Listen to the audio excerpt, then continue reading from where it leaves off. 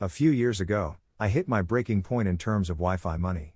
It was the moment I knew I needed to create something. Anything. To never feel that way again.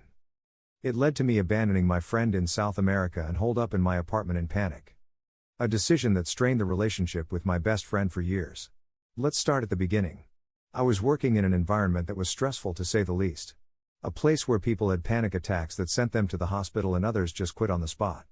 An environment that led one executive to fire me out of spite to my former boss, while my stay-at-home wife was pregnant with our second child. A place where my then current boss threatened to fire me on the daily. I was brought back in, and screaming matches were common.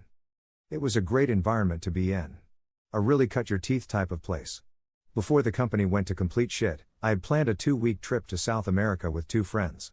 In the chaos of all of this, while constantly applying for jobs, I left for the trip. I was an absolute mess and couldn't focus on enjoying any of the trip.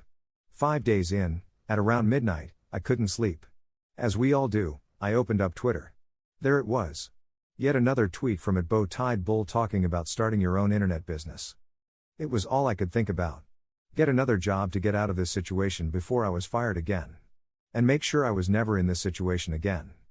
After an hour of debating, I decided to leave the country and spend the next 10 days of my vacation applying to jobs and building. Within 3 hours of seeing the tweet, my flight was changed and I was headed to the airport in the middle of the night. My best friend was rightfully pissed. We didn't talk for months afterwards.